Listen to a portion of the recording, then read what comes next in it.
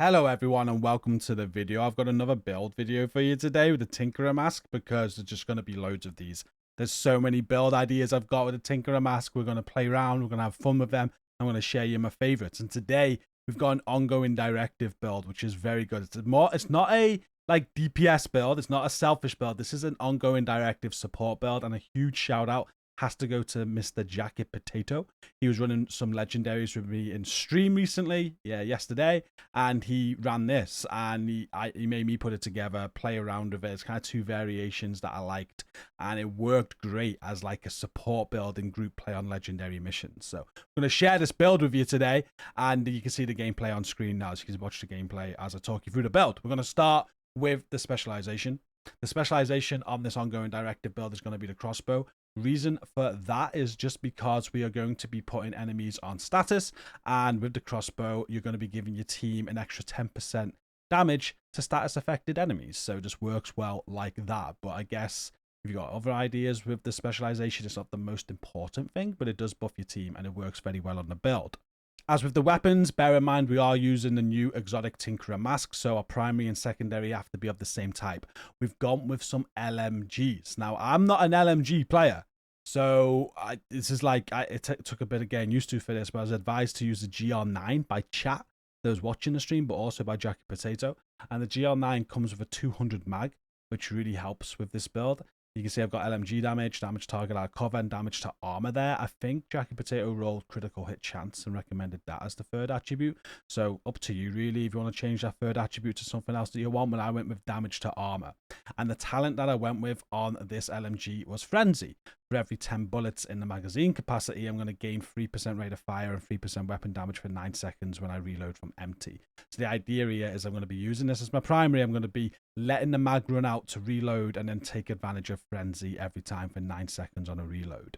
As for the mods on this gun, I've gone with crit chance on the scope, stability on the mag, crit chance on the laser pointer there, and crit chance again on the muzzle. So 3 crit chance mods with a stability mod is what I've chosen for the mods on my primary. The secondary can be any LMG that you want. I just threw on another GR9. We're not going to be using this with the build whatsoever. It's just there to proc the Tinkerer talent on the exotic mask. So how Tinkerer works is whatever talent you've got on your secondary will transfer to your primary, providing that both weapons are the same type. They're not exotics.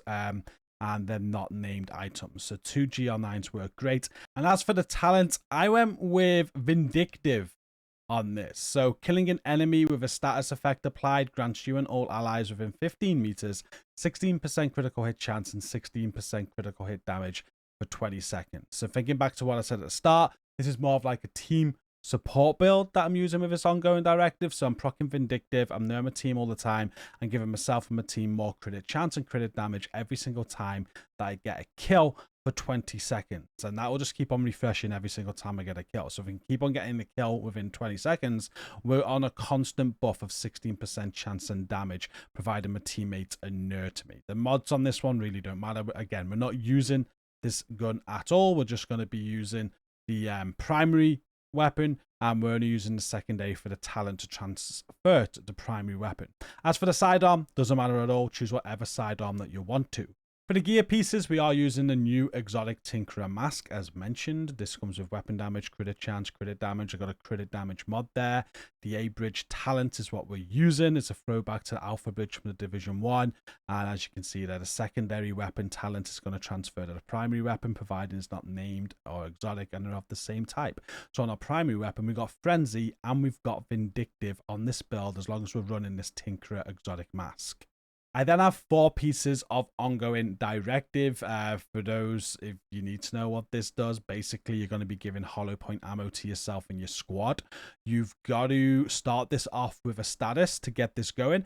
But once you've got a status on an enemy, you see the ongoing directive marker. Once the enemy dies, you're going to get hollow point ammo, and then that will be your status for you for your next enemy. And then you'll just keep on proccing ongoing directive rounds.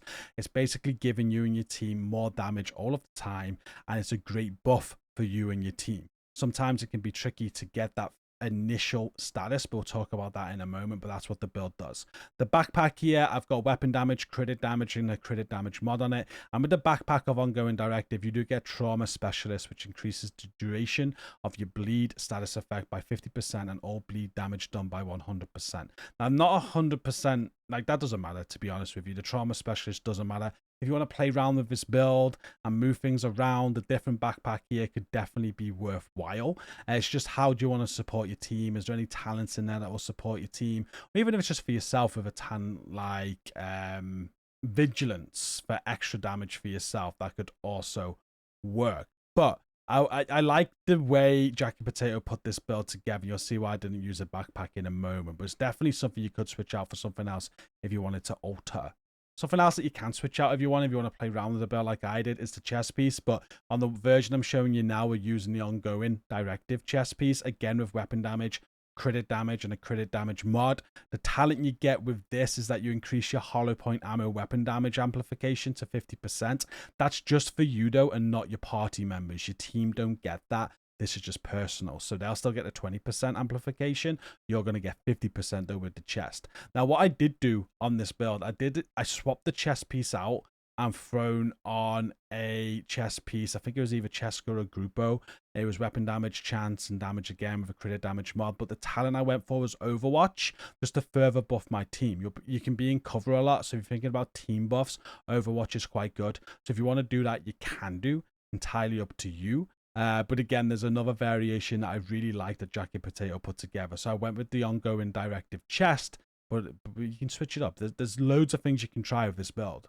My third piece was the Ongoing Directive gloves. Again, weapon damage, crit damage. And the fourth piece was Ongoing Directive holster with weapon damage and crit damage. Now, the reason why I'm showing you the build with the backpack and the chest piece is because of the Turmoil knee pads. Jacket used this on this build, and I thought it was a very smart play. Now, Turmoil knee pads come, they're Chesker piece, so they come with crit chance. You got weapon damage, crit chance, and crit damage rolled, and they come with the named talent Bewildered. So when dealing weapon damage to an enemy, 50% of the damage will be dealt to another enemy within 30 meters instead. And when there are no enemies nearby, you deal damage normally. It does not apply to armor plates though. Now, what this essentially does is, while I'm dealing damage, it's just spreading that damage to other enemies. And it worked very good in this setup because I'm not really looking to be the top killer or anything like that. I'm looking to support my team with extra damage while doing some DPS output. Obviously, we got an all red build here, but by spreading that damage across enemies, it was just leaving my teammates less damage that they needed to do, which means they're able to kill enemies quicker. They take care of one enemy, turn to another. I've been working on them with, I've been working on multiple enemies with this build and the Turmoil knee pads. It worked really good. But again, as we've already discussed, if you want to switch this build about a little bit, you can throw some Ongoing Directive knee pads here with crit chance and crit damage on. You can then bring in a backpack or a chest piece and play around with a different backpack or chest piece, depending on what talents you want to go with. I did do that. I took out the Turmoil. I brought in Ongoing Directive knee pads, and I did throw on, I think it was a Grupo chest piece, Grupo or Chesker chest piece, and I've thrown on Overwatch to buff my team with Overwatch. That also worked very, very well. And as for the skills for this build, I've spoken about a little bit earlier, you do need to get a status effect to start proccing Ongoing Directive. Teammate can do it for you, I think. But if you want to do it yourself, I just throw on Riot Foam as one of my skills because this is a nice and easy way to get a status effect. When I'm starting an encounter and I've got no OD rounds to proc Ongoing Directive, I will just fire a chem at somebody. I'll then start shooting them. I'll get the OD proc, and once they're dead, I'll have my hollow point ammo, and then I'll keep on getting my OD proc then from the hollow point ammo. And as long as we're getting kills quick and the people are dying quickly, you'll never run out of that really. If you do at any point, you just use your foam again to start that proc off again, and just keep on doing that. And then the secondary skill I use is a Revive Hive. If I go down, I can get myself back up. Yeah, but you could try other skills if you want to. Maybe a decoy will work good. That's up to you, personal preference. As you are running the survivalist specialization, I would highly recommend the incendiary grenades. Again, it's just another option to proc a status effect on enemies. If you run out of foam or anything, you miss your shots and you need to get your OD proc very quickly, you can also try throwing a flame grenade. That will set enemies on fire, again allowing you to proc OD. The stats of the build look like this. We got 44.5% critical hit chance, 152.3% critical hit damage.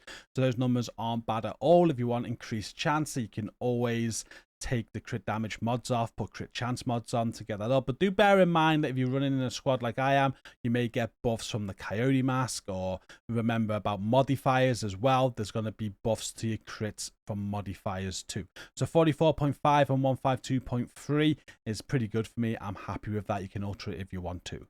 As for the modifiers, I am running these. I've got the Assault Link active modifier, but never used this at all. So I just don't.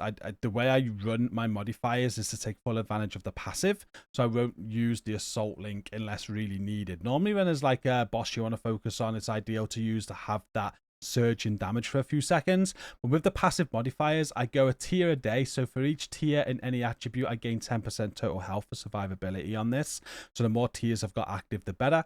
I go loaded up, so 25% of my critical hit chance value is added as critical hit damage while I'm at tier 5 in firearms. And I've got multitasker, so while at tier 5 in all attributes, I'm getting extra weapon damage, max armor, and a skill tier.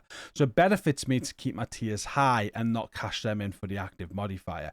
If I've got all my tiers maxed out, I'm taking advantage of my passive modifiers at all times, and I prefer it like that. If I use my active modifier, these will reset and then I need to charge them back up again. So I only use the active modifier if I really need to, otherwise I take full advantage of the passive.